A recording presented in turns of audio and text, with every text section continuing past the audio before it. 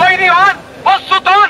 আমরা 24 ঘন্টার মধ্যে আমাদের নেতৃত্বের পক্ষ থেকে আপনাদের কাছে আহ্বান করব, কলকাতায় আমরা আবার ধর্ণা মঞ্চের উদ্দেশ্যে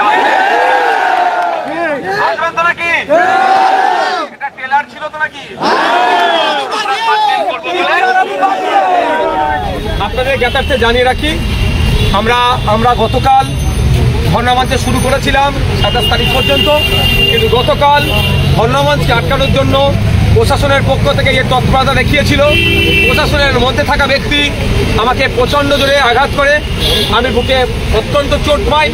তৎক্ষণিক রিলিফ করার জন্য আমি হসপিটালে গিয়েছি, কিছু ট্রিটমেন্ট চলছে, কিন্তু আমাকে এখানে ডাক্তার দেখানোর প্রয়োজন আছে। এবং সাথে সাথে আপনারা জানেন আমাদের কামরুজ্জামান ভাই একজন সিনিয়র মোস্ট লিডার, তিনিও শারীরিকভাবে জানেন যে আমরা 20 তারিখ থেকে 27 তারিখ পর্যন্ত মেট্রো চ্যানেলের সামনে একটা শান্তিপূর্ণ ধর্ণা মঞ্চ বসতে চেয়ে আমরা এসেছিলাম। দুর্ভাগ্য আমাদের রাজ্য প্রশাসন, রাজ্য সরকার প্রশাসনকে কাজে লাগিয়ে আমাদেরকে টানতে টানতে শান্তিপূর্ণ ধর্ণা মঞ্চে বসতে না দিয়ে তুলে নিয়ে গিয়েছিল। আমরা আমাদের পক্ষ থেকে আমাদের নেতাদের নির্দেশ দেওয়া ছিল, কোন রকম আইন শৃঙ্খলা অবনতি হোক এই ধরনের আমরা কাজ করব না। ফলে আমাদের কর্মী সমর্থকরা চলে গেলেও আমাদেরকে গ্রেফতার করেছিল। আমরা বিচার ব্যবস্থার প্রতি ভরসা রেখেছিলাম। আজকে মাননীয় বিচারপতি আমাদেরকে জামিনে মুক্তি দিয়েছেন, আমরা মুক্তি পেয়েছি। আমরা এটাই বলতে চাই যে আমাদেরকে এই প্রশাসনকে কাজে লাগিয়ে আমরা যে আন্দোলন করছি, একদিকে ওয়াকফ বাঁচানোর আন্দোলন, সাথে সাথে ফেক এসটিএসসি সার্টিফিকেট বাতিলের আন্দোলন। একদিকে যেমন এসআইআর এর নামে নাগরিকদেরকে আতঙ্কিত করা হচ্ছে, আতঙ্কিত মুক্ত করতে হবে। এই ডি ভোটারের নামে মানুষকে যে ভয় দেখানো হচ্ছে, সেই ভয়টাকে দূরীভূত করার জন্য আমাদের যেমন ধর্ণামঞ্চ ছিল, সাথে সাথে ওবিসি নিয়ে যে ধরনের পিছিয়ে বর্গের হিন্দু মুসলমান সমাজের মধ্যে জলঘালা হচ্ছে। আর আজকে উচ্চশিক্ষায় ভর্তি হতে পারছে না, জয়েন্ট পাস করার পরেও কলেজে যেতে পারছে না, মেডিকেল কলেজে ঠিকঠাক অ্যাডমিশন হচ্ছে না। এই যে দুরবস্থা হচ্ছে চাকরির ক্ষেত্রে, এটাকে দূর করতে হবে। আর আমরা দাবি রেখেছিলাম বিভিন্ন রাজ্যে যেভাবে বাঙালি পরিযায়ী শ্রমিকদের উপর অত্যাচার হচ্ছে ওটা বন্ধের জন্য, কিন্তু দুর্ভাগ্য আমাদেরকে করতে দেয়নি, তুলে নিয়ে এসেছিল। আমরা জামিনে মুক্তি পেয়েছি।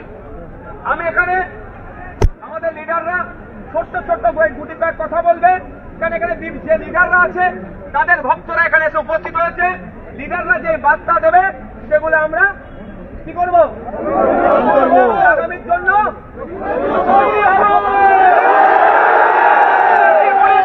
পুলিশকে দিয়ে এই ওয়াকফ সংশোধনী বিলের বিরুদ্ধে আন্দোলন থামাতে পারবে না। সার্টিফিকেট বাতিল করতে হবে। আমাদের সংখ্যালঘু যুব ফেডারেশনের পক্ষ থেকে মৌলানা কামরুজ্জামান সাহেব আপনাদের সামনে বক্তব্য রাখবেন।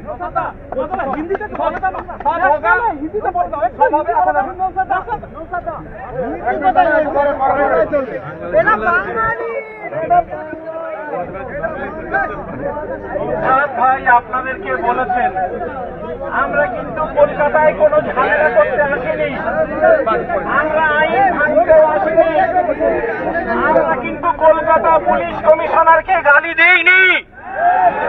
এমনকি একটা আন্দোলনের কর্মী কলকাতা পুলিশের গায়ে নখের আঁচড় পর্যন্ত দেয়নি।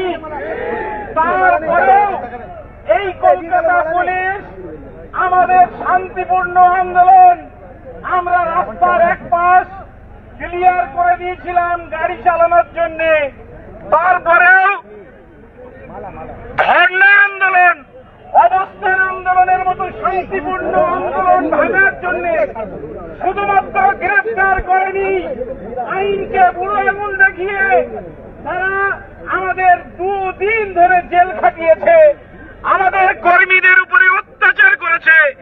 আমরা কিন্তু এটা কোনোভাবে ভুলব না। পুলিশ আমাদেরকে বলছিলেন আন্দোলন করলে গ্রেফতার করব।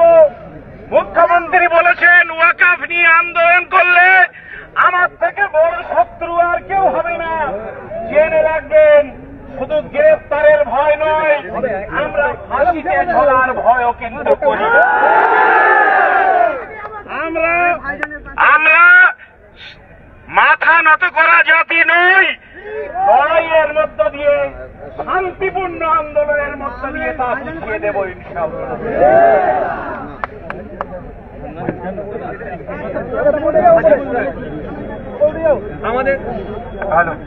আমাদের মধ্যে এখন সংক্ষিপ্ত আকারে বক্তব্য দেবেন এসডিপিআই এর রাজ্য নেতৃত্ব হাকিকুল সাহেব।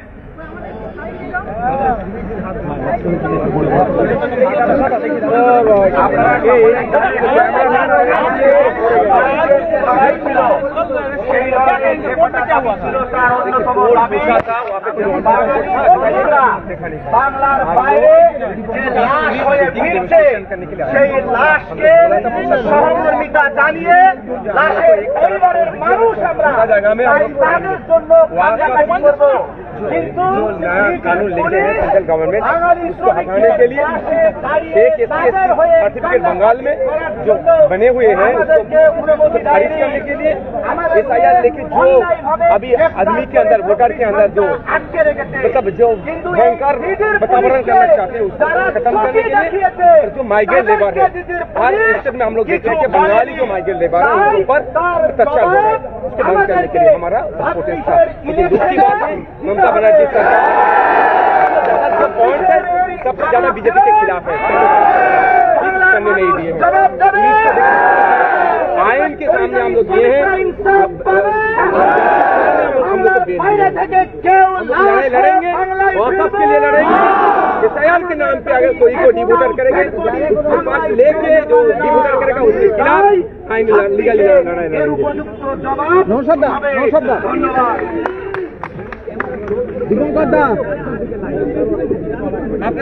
আপনাদের সামনে বক্তব্য দেবেন বিশ্বজিৎ মাইতি, আইএসএফ এর রাজ্য নেতৃত্ব।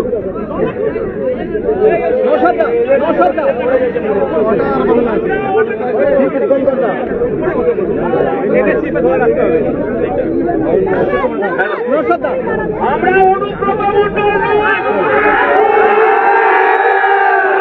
পুলিশকে তার স্ত্রী তার বউকে ধরে টানিনি, যেভাবে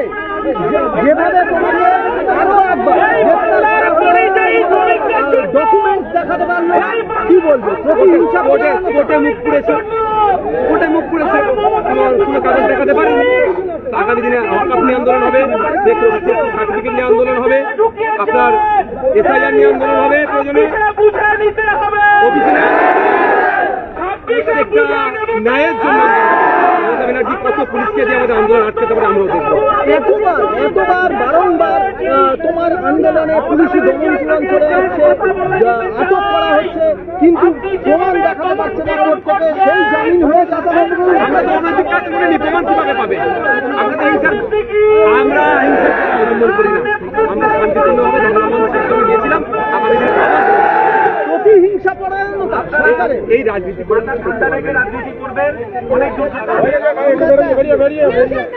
আমরা এখন বক্তব্য তুলে দেবো ডব্লিউপিআর পার্টির নেতৃত্ব রাজ্য করলে আমার ওয়ানটা হয়ে গেল সরোয়ার সাহেবের রাজ্য নেতৃত্ব সরোয়ার সাহেবের কাছ থেকে।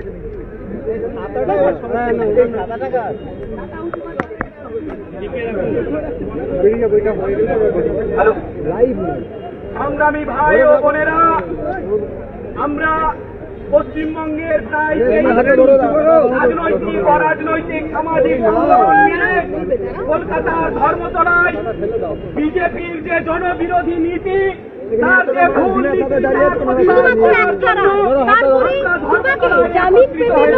মালা দিয়ে প্রচুর সংখ্যক মানুষ তারা এখানে এসেছেন, আমি নয় আমাদের আমাকে এখনো বিভিন্ন রাজনৈতিক সমাজের সংগঠনের সাথে যুক্ত অনৈতিকভাবে কালকে আমাদেরকে আটকে রেখেছিল, কোর্টে কোনো পুলিশ দেখাতে পারেনি, আমাদেরকে জামিন দিয়েছে।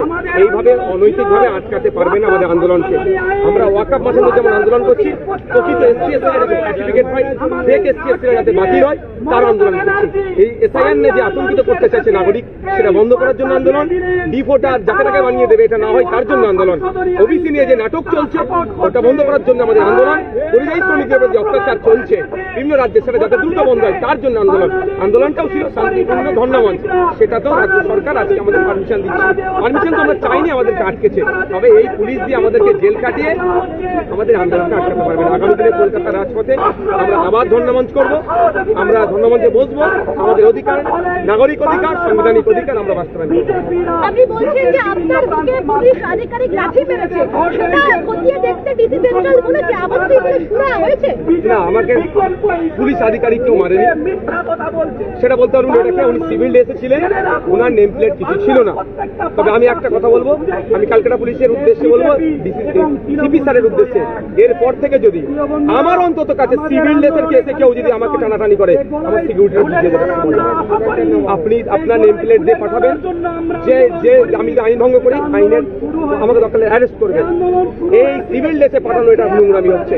যখন আমি সিভিল ড্রেসে আমাদের কেউ গুন্ডা বলে যদি দুটো গালে চড় দিয়ে দেয়, কোর্টকে কি বলবে? পুলিশকে গালে চড় মেরেছে। পুলিশ না গুন্ডা আমরা বুঝবো কি করে? যেভাবে আমাকে আক্রমণ করলো, ঘুষি মারলো, এটা মেনে নেওয়া যায় না।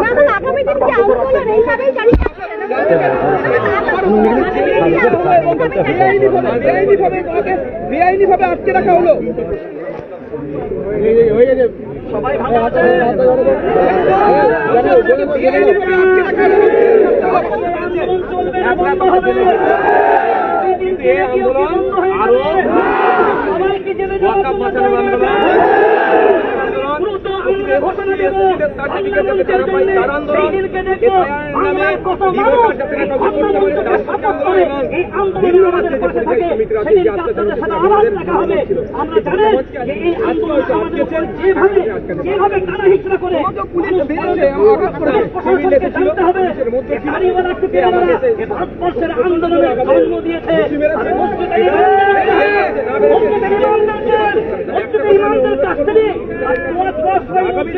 কথা মনে পড়ে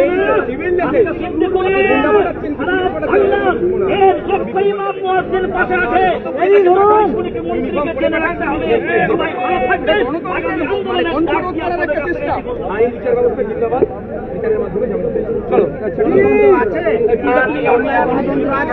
বাংলার গণতন্ত্রের গলা টিপে হত্যা করে দিয়েছে দিদি অলরেডি। লাউড হেলারটা যদি হয়ে যায়, লাউড হেলারটা যদি হয়ে যায়, হয়ে গেলে